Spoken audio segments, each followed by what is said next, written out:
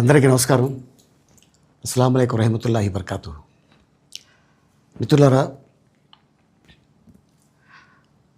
1999లో నేను రాజకీయాల్లో అడుగుపెట్టాను. మా పెద్దాయన డాక్టర్ డి రామానాయుడు గారి కోసం. ఎందుకంటే నేను చైల్డ్ ఆర్టిస్ట్ తర్వాత నేను మళ్ళీ ఒక వయసు వచ్చిన తర్వాత నాకు అద్భుతమైన అవకాశం ఇచ్చి ప్రేమ ఖైదీ అనే సినిమాతోటి మళ్ళీ నా కెరీర్ స్టార్ట్ అయింది చైల్డ్ ఆర్టిస్ట్ తర్వాత. అలాగే వారు బాపట్ల నుంచి ఇలాగ నేను ఎంపీగా నుంచుంటున్నాను రా, నువ్వు రావాలి, నా క్యాన్వాస్ చేయాలి అనగానే తప్పకుండా గురుగారు, ఎందుకంటే మీ సినిమా తర్వాత నేను మళ్ళీ ఒక ఆర్టిస్ట్గా నేను ఎదిగాను, సో డెఫినెట్గా నేను వస్తాను అని చెప్పి వెళ్ళటం జరిగింది. అప్పుడు టీడీపీ హయాంలో దాదాపు ఒకే పార్టీలో 20 సంవత్సరాలు నేను ఉన్నాను. తర్వాత మళ్ళీ ఇటు రావడం జరిగింది. నాకు అన్నం పెట్టింది ఫస్ట్ నా తెలుగు ఇండస్ట్రీ, నా తెలుగు ప్రజలు, ప్రేక్షక దేవుళ్ళు, నా నిర్మాతలు, నా డైరెక్టర్సు, నా హీరోలు. ఈ రోజున ఈ రేంజ్లో నేను ఎదిగాను. 45 సంవత్సరాలు ఇండస్ట్రీలో ఉన్నాను. దాదాపు 1200 సినిమాలు పైచిలుకు యాక్ట్ చేయడం జరిగింది. 6 భాషల్లో యాక్ట్ చేయడం జరిగింది. ఓకే, నేను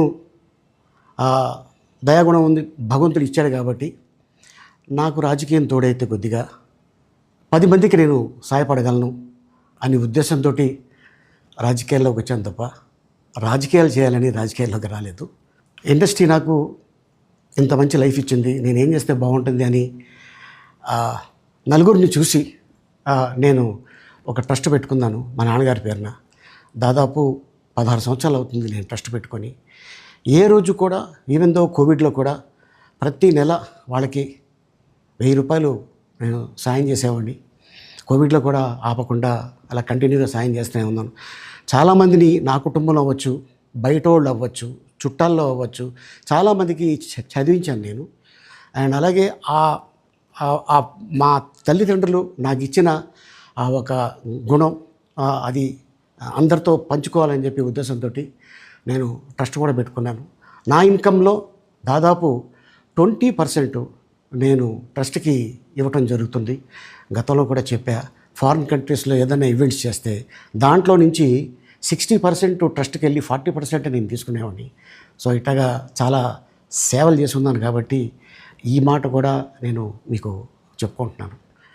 అండ్ అలాగే నేను వ్యక్తిగతంగా ఎవరి మీద ఏ పార్టీలో ఉన్నా కూడా నేను నా పార్టీ గురించి నేను పొగుడుతాను, అక్కడ ఉన్న వ్యక్తి ఎమ్మెల్యే క్యాండిడేట్ గురించి నేను పొగుడుతాను, నా నాయకుడిని నేను పొగుడుతాను తప్ప ఎప్పుడు ఎవరిని కూడా ఒక మాట అంటాం కానీ వాళ్ళ లైఫ్ గురించి కానీ వాళ్ళ పర్సనల్ లైఫ్ గురించి కానీ ఎప్పుడు కూడా ఏ వేదిక మీద కూడా మీరు వెతికినా కూడా దొరకదు. అండ్ అలాగే సో నేను ఈ రోజున మీ ముందుకి రావడానికి కారణం ఏంటంటే, నేను ఏ పార్టీ మనిషిని కాదు, ఏ పార్టీ సపోర్టర్ని కాదు, ఐఎమ్ జస్ట్ కామన్ మ్యాన్గానే ఉండి ఇక నా సినిమాలు, నా షూటింగ్లు నేను చేసుకుందాం అని చెప్పేసి అనుకుంటున్నాను. That's it. ఈ మాట చెప్పడానికే నేను మీ ముందుకు వచ్చాను. సో నేను ప్రతి 5 సంవత్సరాలకు ఒకసారి ఎలక్షన్లో మీరు వెళ్ళి ఎలా ఓటేస్తారో నేను కూడా ఒక కామన్ మ్యాన్గా వెళ్ళి ఓటేసేస్తాను. సో రాజకీయాలకి స్వస్తి, గుడ్ బై, థ్యాంక్ యూ.